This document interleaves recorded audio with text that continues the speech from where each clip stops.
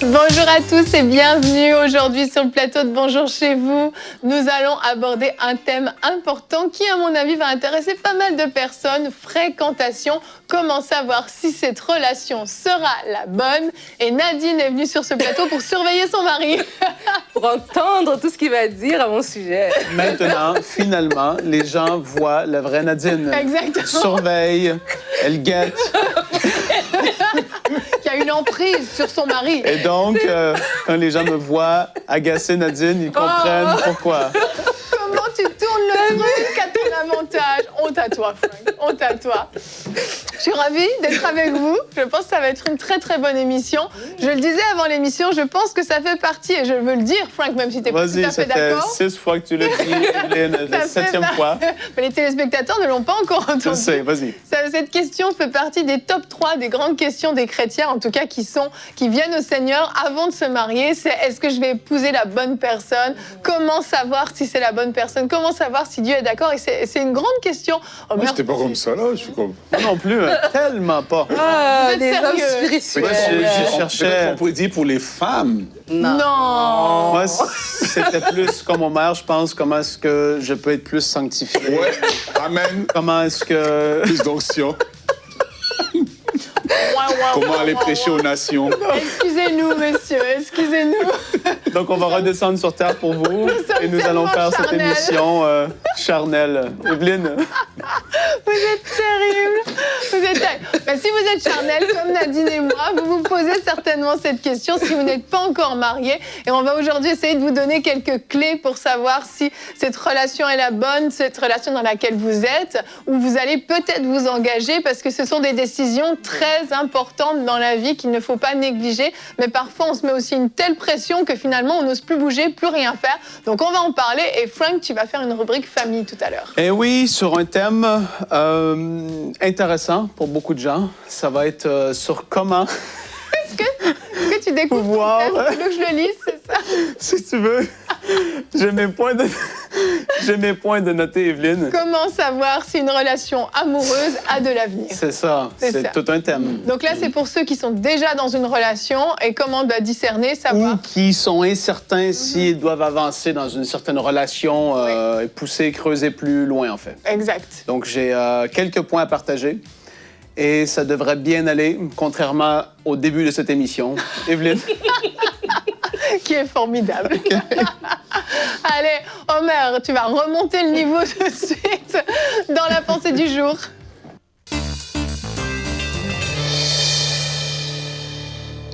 Alors, comment savoir si cette relation dans laquelle vous êtes sera la bonne? En fait, comment savoir finalement si vous êtes embarqué sur le bon bateau qui va à destination ou ce sera un bateau qui fera naufrage 3 fois comme l'apôtre Paul.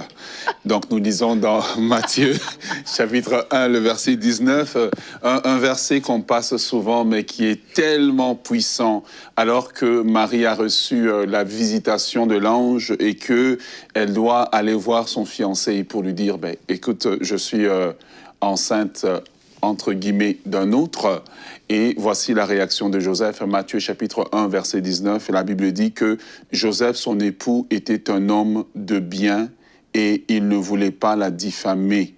Qui ne voulait pas la diffamer, se proposa de rompre secrètement avec elle.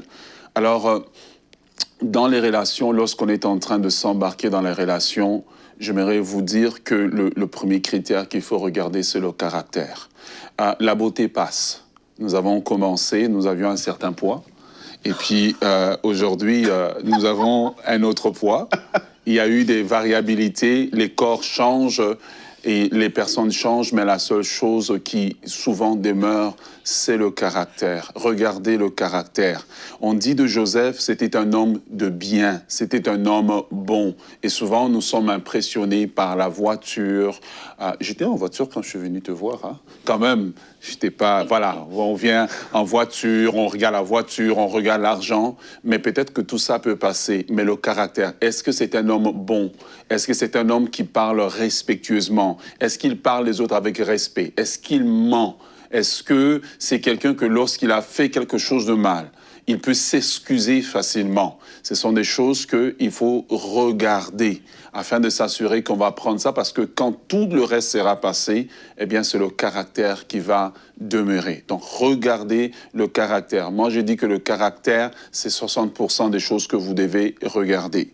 Regardez son engagement. Est-ce qu'il est venu là en promenade de santé ou il est là pour demeurer?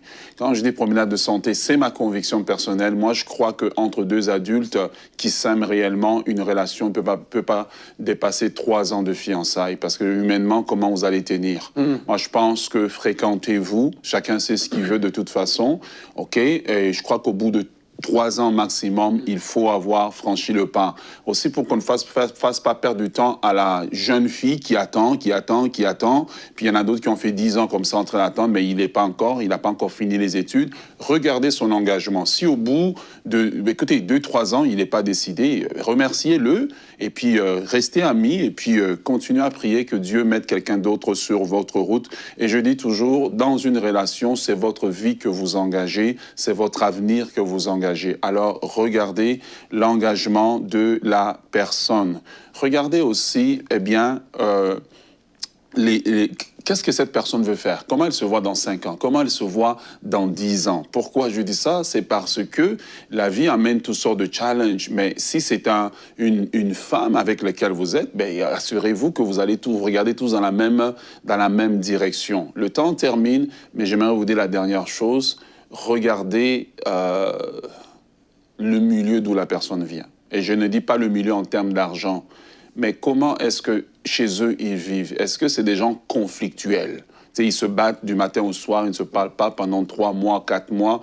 Puis vous venez d'un milieu où tout est calme, vous êtes un petit pacifique et là, vous avez pris un projet de rénovation à long terme. C'est important de regarder ça. Pourquoi? C'est se dire, est-ce que je peux vivre avec ça? Est-ce que cette personne, bien oui, elle est consciente de là où elle vient, puis elle est consciente de ses difficultés, mais elle veut laisser le Saint-Esprit la transformer. Voici les choses que tu peux regarder juste pour t'assurer. Mais le caractère, ça c'est la base de tout. Et je termine avec une parole d'espoir. Je crois qu'un homme merveilleux peut sortir parfois d'un milieu difficile, comme le prophète Samuel est sorti d'une famille scandaleuse, celle du prophète Élie. Merci Omer, cette fin me laisse sans voix. Cette pensée était juste parfaite, Omer. On en discutera hors émission. Mais tout ce que j'ai apporté, les points étaient super importants. Et c'est certain, hein, la première chose qu'on voit chez une personne, c'est son extérieur. C'est évident, hein, on n'a pas des yeux qui transpercent et qui voient directement le cœur de la personne. Mais au fur et à mesure qu'on connaît quelqu'un, ben oui, le physique peut être très intéressant, mais l'intérieur peut être nettement moins intéressant. Et c'est valable pour les hommes, pour les femmes.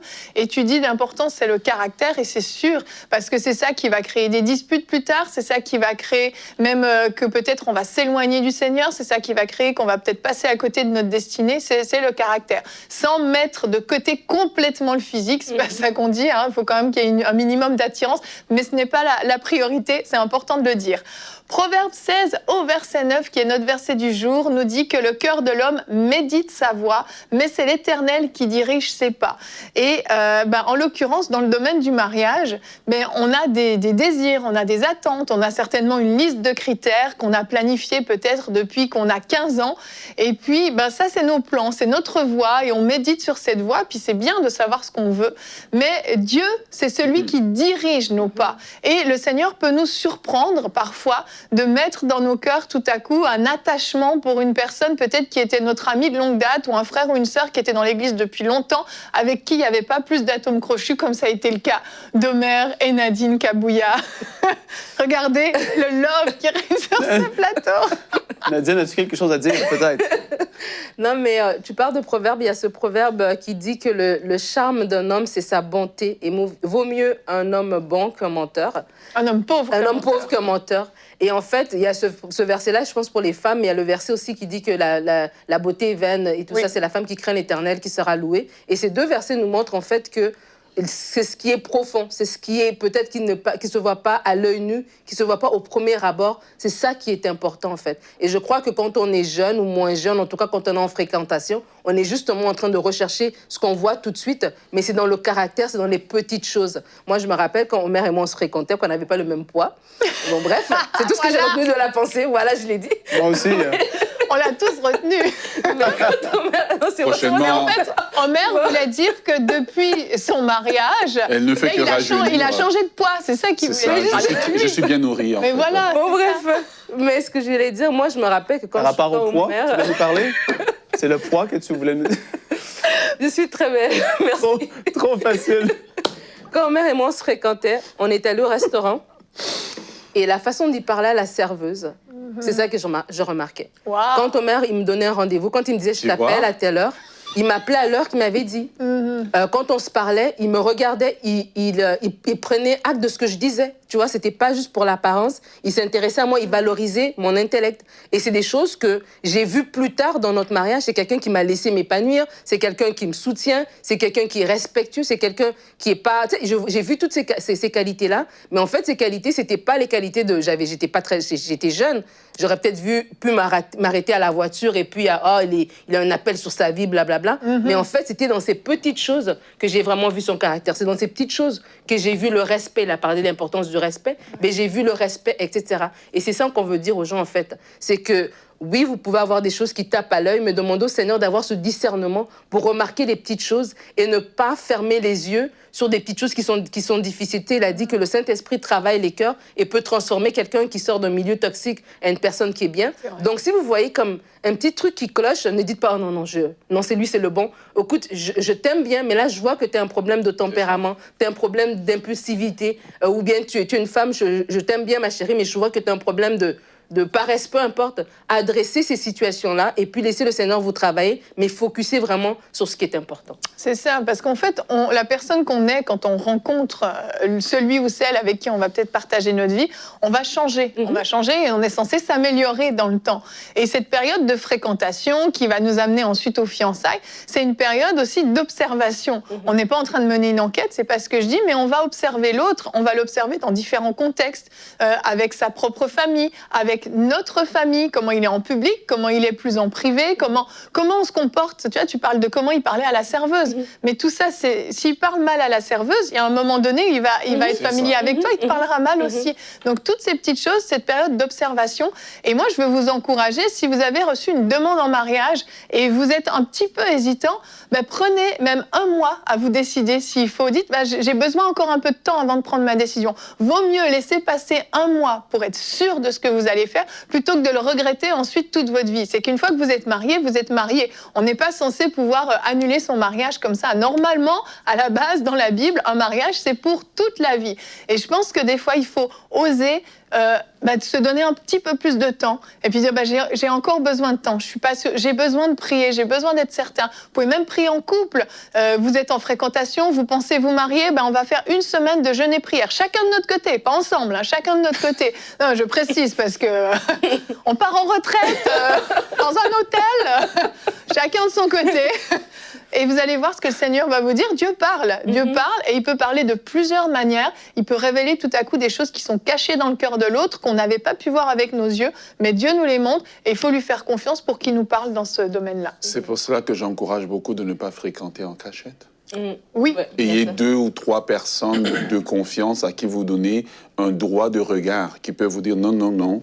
Là, vous êtes en train de vous tromper. Là, écoute, cette personne, oui, elle est bonne, mais elle a besoin de... Elle a été traumatisée par ci, par ça. Elle a besoin d'aller dans une relation d'aide juste pour l'aider. C'est pas que la personne est mauvaise, mais elle a subi un traumatisme. Elle a besoin d'aide. Là, on va accompagner la personne. On va se dire, avant peut-être qu'il se marie, écoute, oui, il travaille, mais il a un problème au niveau de ses finances. Alors, on va prendre des cours de finances. C'est ça que je dis, en fait. C'est que il y a des personnes à qui on donne un droit de regard. Alors, quand on fréquente en cachette, tout le temps, on fait dans le système des buissons. C'est là qu'on arrive, on a un incendie dans la forêt, puis là, on ne peut plus l'éteindre.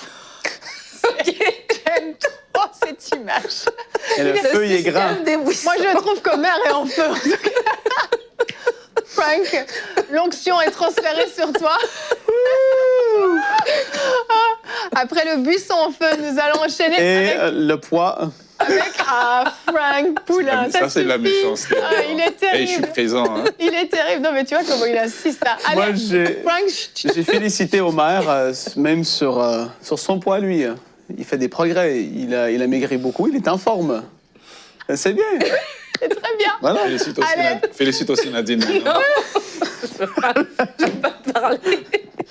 On va- Que quelqu'un vienne au secours d'Homer. Allez, on enchaîne avec la rubrique famille.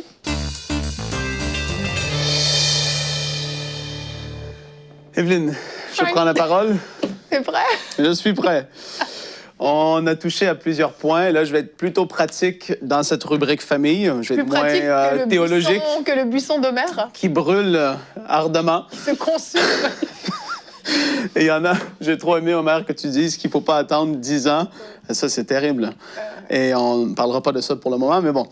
J'ai quelques points à voir avec vous par rapport à comment savoir si une relation amoureuse a de l'avenir. On va voir quelques points.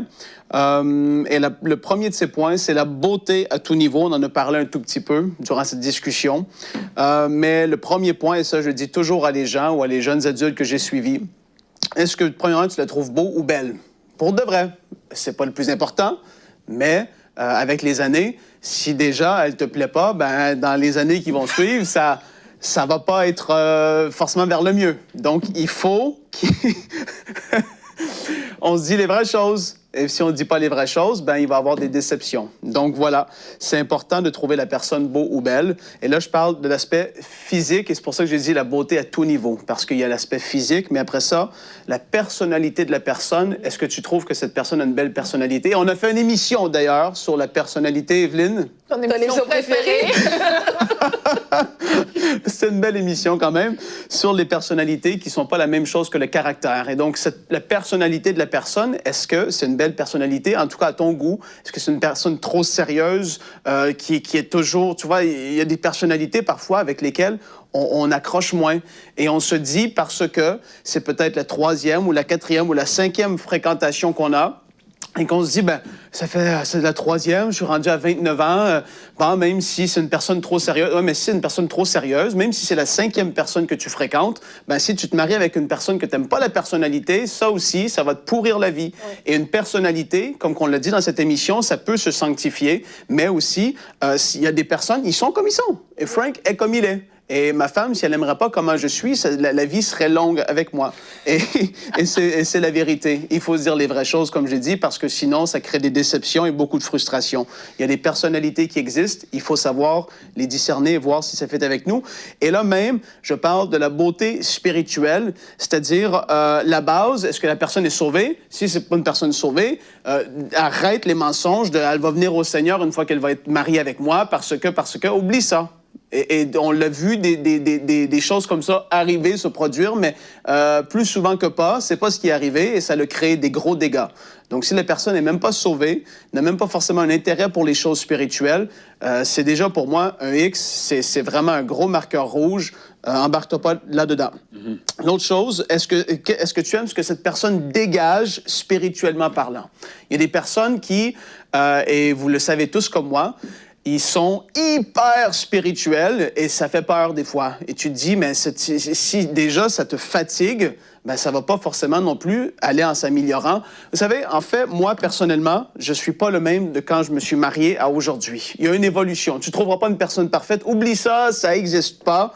Et la personne avec qui tu vas, peut-être que vous êtes déjà fiancé, le mariage est dans quelques mois, tout va bien, vous êtes mis d'accord, mais les choses vont changer, les choses vont évoluer. Il y a rien, on va se dire des choses aujourd'hui et dans 10 ans, les choses, il y a des fortes chances qu'ils aient changé. Evelyne, quand tu t'es mariée avec Michael, peut-être que tu pensais pas vivre au Canada. Non. C'est des choses qui ont changé. On se dit, on va être là pour toute notre vie, mais finalement, les choses changent. Et on peut pas tout savoir à l'avance, mais on se met d'accord sur des choses importantes. Il faut qu'il y ait des bases qui soient là solides.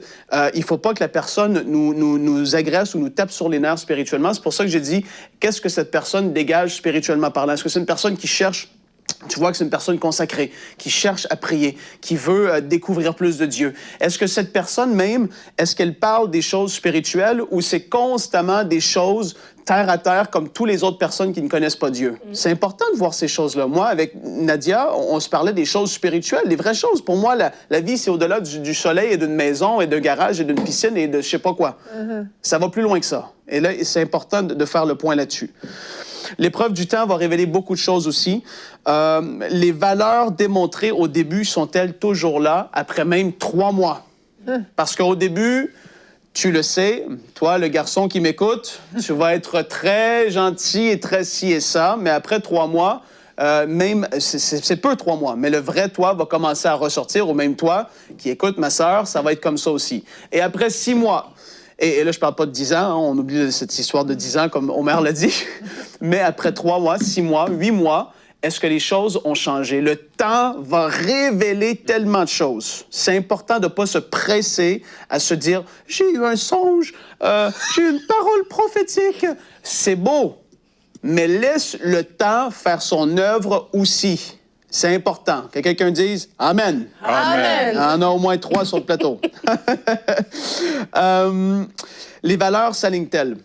Amos 3.3, 2 hommes marchent-ils ensemble sans être convenus? Est-ce que les valeurs, ou même, je vais faire 2 points en un, est-ce que les ambitions sur le moyen et le long terme s'alignent? Ou est-ce que non? Ça, c'est important. Quand vous allez vous parler, comme je dis, les choses peuvent changer avec le temps. Mais si c'est une personne, une femme ou un homme qui craint Dieu, qui veut réellement accomplir ce que Dieu a mis dans sa vie, ça ne veut pas dire que c'est une personne qui est appelée au ministère. Peut-être que ça va être une personne qui est appelée à la comptabilité et l'autre personne, c'est d'ouvrir une garderie. Tu vois, on a quelque chose de défini sur le long terme. On connaît les talents, les capacités de la personne. On sait ce que cette personne-là va faire en grande partie dans sa vie. Il peut y avoir des changements. Mais Dieu est bon, il va le faire dans son temps, avec douceur, nos cœurs vont être travaillés, tout ça. C'est pour ça que je dis aux gens, même pour des trucs ministériels, même pour des... Ne vous précipitez pas. Quand il y a des gens se précipitent à faire quelque chose parce qu'ils pensent avoir une idée de Dieu, ben, laisse le temps et laisse Dieu faire son œuvre en nous. C'est super important. Donc, sur le moyen long terme, est-ce que les valeurs vont s'accorder? Le caractère, je vais passer rapidement dessus. On en a parlé dans la discussion. C'est pas pareil que la personnalité, mais le caractère, le vrai caractère de la personne va se révéler avec le temps. Souvenez-vous, je suis dans l'épreuve du temps présentement. Le caractère va vraiment se révéler avec ça et au travers des petits conflits, des désaccords, des incompréhensions. Tu vas voir comment la personne réagit, si elle réagit avec colère, avec frustration, avec sévérité, avec... wow, t'as un peu. Hey.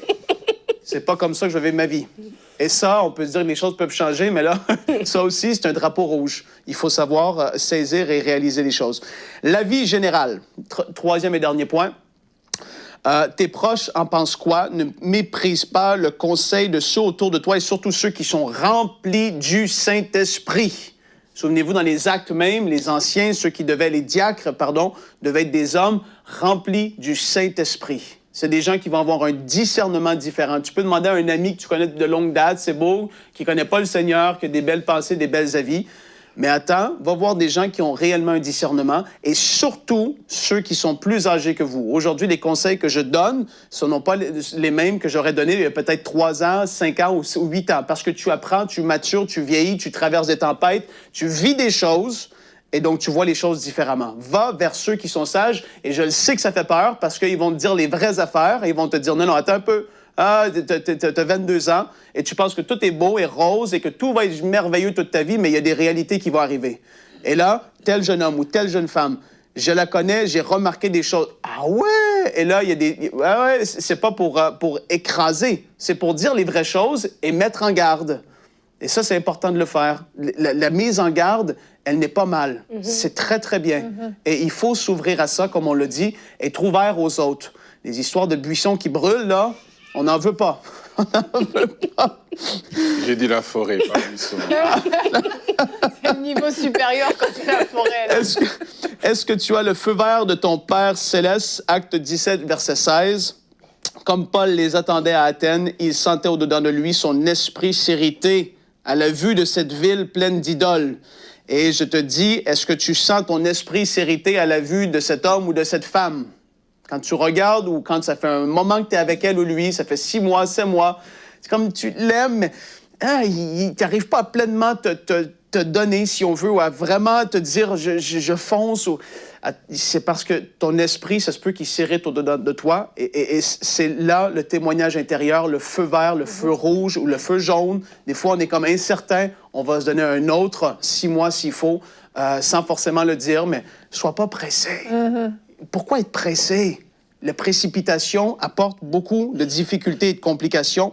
Et la dernière chose que j'ai envie de te dire, c'est est-ce que tu peux te dire « Je ne peux plus vivre sans cette personne » quand tu es passionné pour quelqu'un. C'est-à-dire que toutes ces autres choses qu'on a vues, ils sont comme relevés. Tu as fait tes check, c'est bon.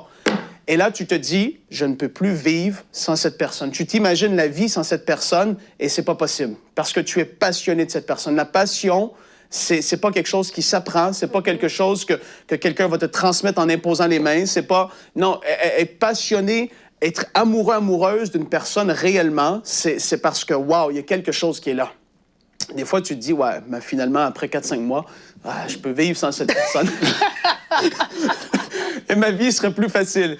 Ben voilà, c'est ce que je dis. Moi, je me rappelle, Nadia, un soir en particulier, on s'était parlé et je ne pouvais plus vivre sans elle. Ma vie sans elle ne marchait plus. C'était un vide, c'était pas possible.